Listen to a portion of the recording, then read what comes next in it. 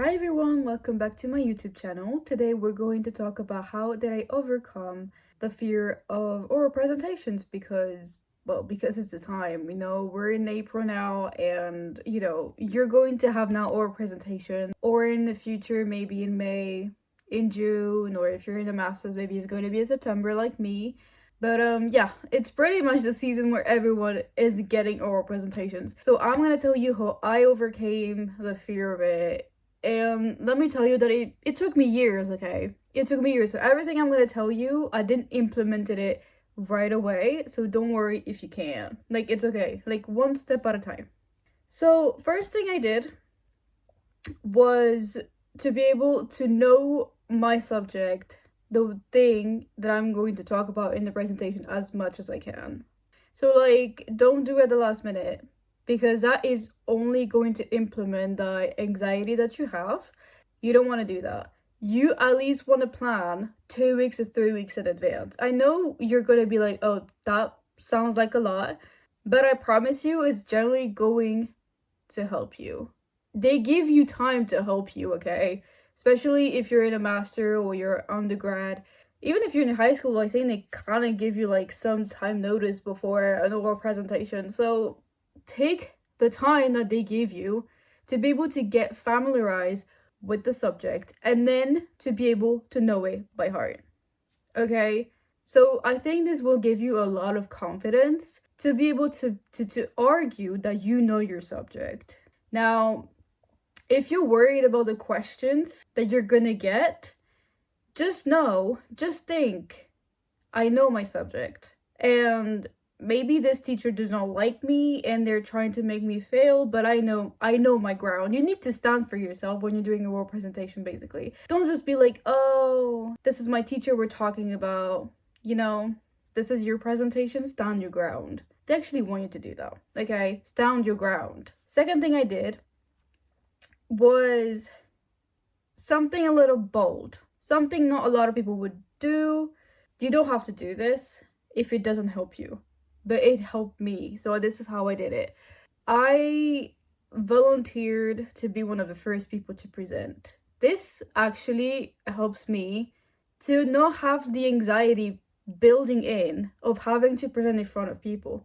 Because the moment you're going to see multiple presentations, that's the moment that anxiety is going to grow, because you're observing them more than you usually would. And you're like, oh my God, they're really good at it. When I rehearsed it, I didn't do it this way. Or I don't explain it in that complexity of vocabulary. Or, oh no, mine is longer, oh, my presentation is shorter. Calm down and volunteer to be either first or one of the first 5 or 3 people. So at that point, yeah, sure, you're gonna see other people afterwards coming in presenting, but at least it's done. You know what I'm saying? Like, you've done your stuff, you presented it, you're done with it. Like, it's gone, it's over. And yeah, you may have not really done it the way you should have, but at least it's done. You know what I'm saying? Like, if you're like genuinely like, I am so stressed about this, well, I would say volunteer, I mean, for me, it helps anyway. I think it also really, really helps when you have when you get blank, because I've seen a lot of people do this actually. They present and then they just have this they just go blank and then they just stop because they don't remember it. And I think it's also because they don't go first, and so that anxiety builds in, and then that's the outcome. But if that doesn't help you, don't do it. Okay, don't do it. Also, something that really, really helped me was to be able to think, this is only 10 to 15 minutes of my life, of my entire lifetime. These people are not going to remember that you did this. These people are not going to remember that when you had a presentation, you stuttered for 5 seconds. They're not going to remember this. They're maybe not even listening, if that helps you. If you're generally like, I want people to listen, then you think the opposite. You're like, oh, they're actually listening. Even if they look bored, most of the time it's because they're really, really nervous, okay? And some people do not show on their face that they're nervous. If they're not looking at you when they keep looking at their notes, yeah, it's because they're nervous. Don't get this to distract you. Just stand your ground, okay? If it helps you, just stare at a point, at a wall, like at the back of the class or at the back of the room you're doing the presentation in, and you don't specifically have to interact with the audience if you know this is something that really bothers you. And I'll say interact with the audience, I mean like looking at them or looking at multiple people when you're presenting.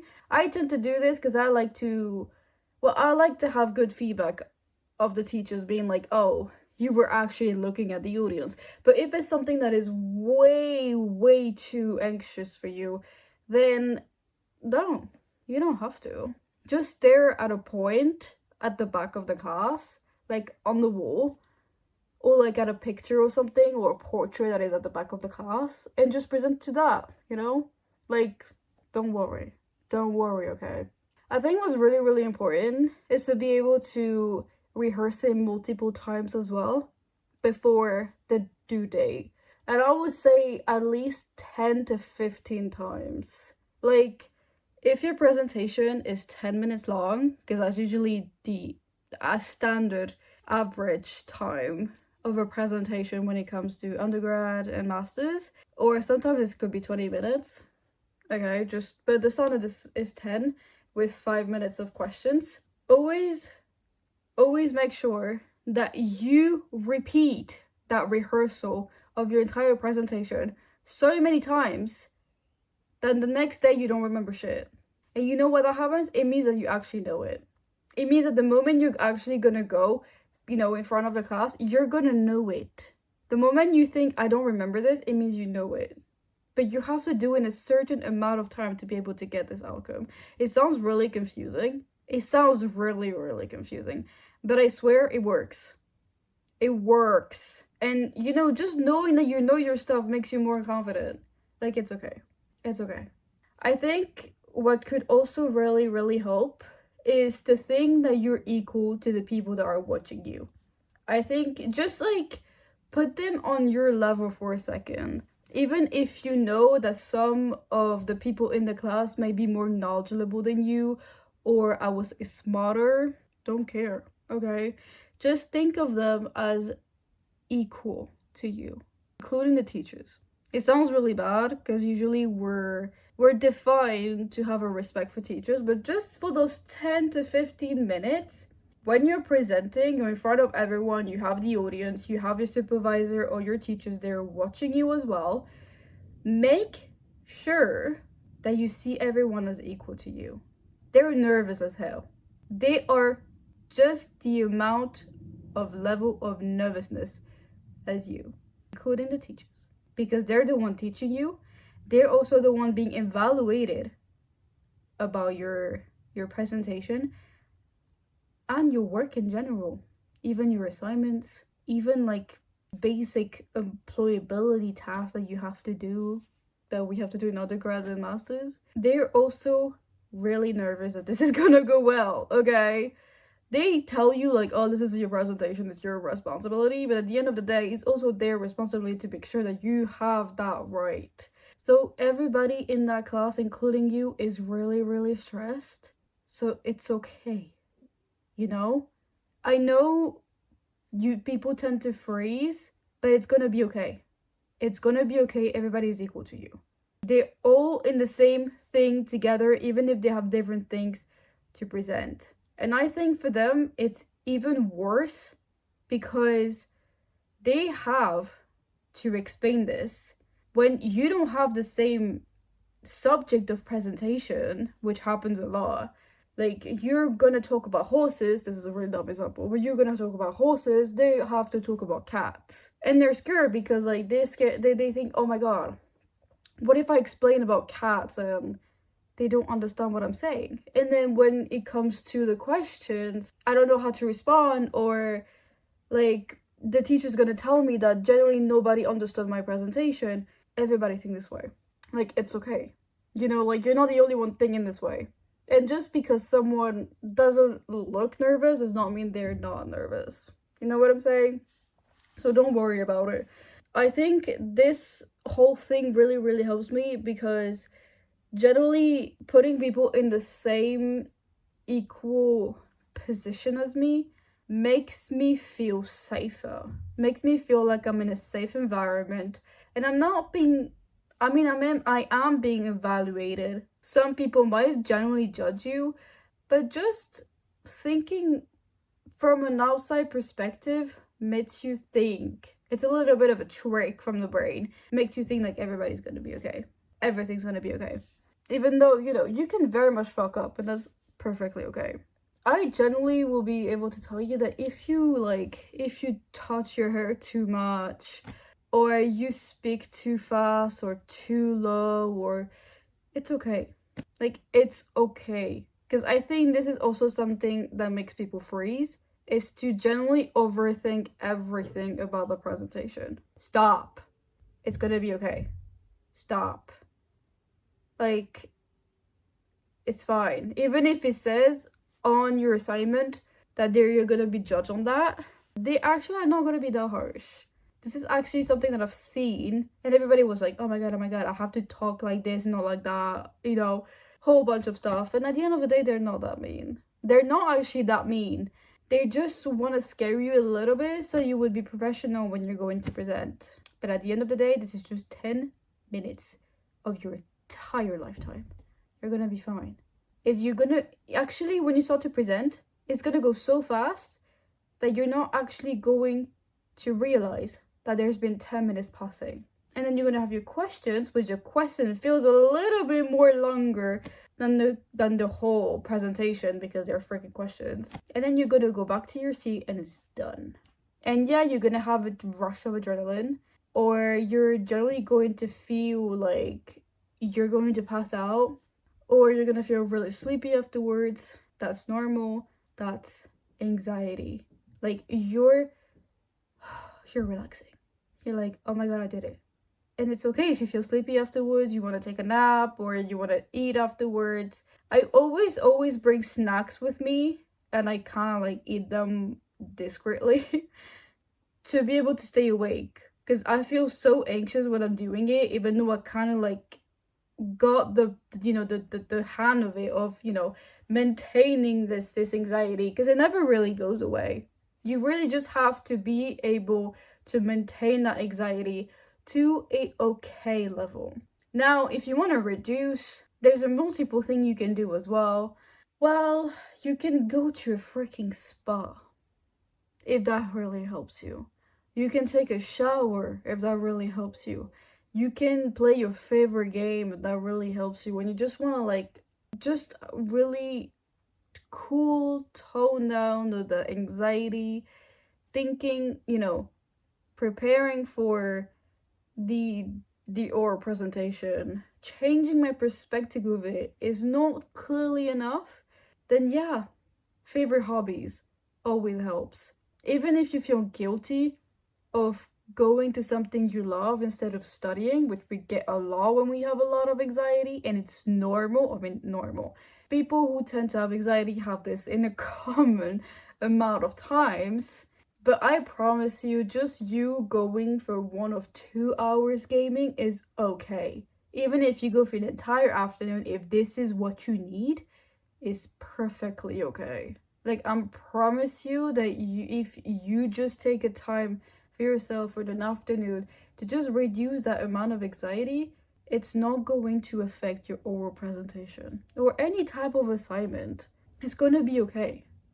Like, if maybe the exception will be if you do this at the last minute, then no, that will not be okay.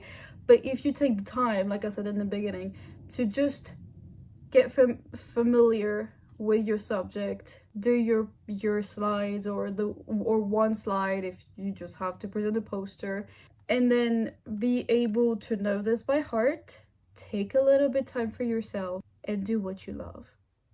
Because even these teachers, they don't accept you to be 24/7 on studying mode. They accept you to also be able to go outside or do things that you love, such as video games, baking, I don't know, to watching TV or something, and be able to live your life and having a good balance with your assignment or with your presentations. Going non-stop into worrying is not good for you. It's not going to work for you. If you're someone who generally works on anxiety, and I would say not a lot of people are like this, but you're generally like, you need anxiety in your life to live, then maybe you're the exception and maybe you don't need any of these things. But most of people actually need to be able to relax a little bit before going back into studying, into work. If you know it's a conference and you have to, or if it's to work, for example, because I'm talking about school, but it can very much be for work. You need to be able to have this balance of relaxation with anxiety. Too much anxiety leads to you having to freeze, panic. You would generally collapse after the presentation. It's not normal. It's not good. And yeah, you generally, in the moment you're doing something to relax, you can't relax. The moment you're doing something that you love, you keep on thinking about it with the presentation. You're kind of like, yeah, but I've already relaxed yesterday. Yeah, but that's because you need it. That's because you might think you're lazy, but it could actually be your body telling you that they actually need to cool down for a little bit. And if it's for 2 days, even if it's for just an afternoon, that's just your body telling you that it needs it. And sometimes we need to listen to our body. I mean, all the freaking time, but we don't do that. So most of the time, or sometimes, you need to listen to your body. Your body always gives you signals about what's wrong, okay? Especially when you're doing a presentation, you may have your tips of your hands that are going to tremble. I have this all the freaking time. It's okay. It's okay. Like, even if it happens, even if you do all this I've done in the video and you still get this, it's okay. Don't pay attention to them, because if you keep looking too much at your hands when you're presenting because you kind of feel like, oh my god, I'm trembling, people are going to notice. If you don't wish for people to notice, don't look too much in your hands, even if you feel it, okay? It's okay to be anxious about these type of things. Nobody likes presentations. Not even teachers, not even your boss, not even your colleagues. It's okay. Deep breaths. And you're gonna be fine. And when you do it, I'm gonna be proud of you, because you've put all the work in to be able to do this. And not a lot of people do it actually, but you did. So, thank you. Thank you for listening. Thank you for watching this video, or if you have watched other of my videos, thank you for that as well. Now, if you have other suggestions for videos, I am always up for it. I would love for you to give me suggestions. You can follow my Instagram and my TikTok and obviously this YouTube channel. Thank you so much, and I hope to see you in the next video. Bye!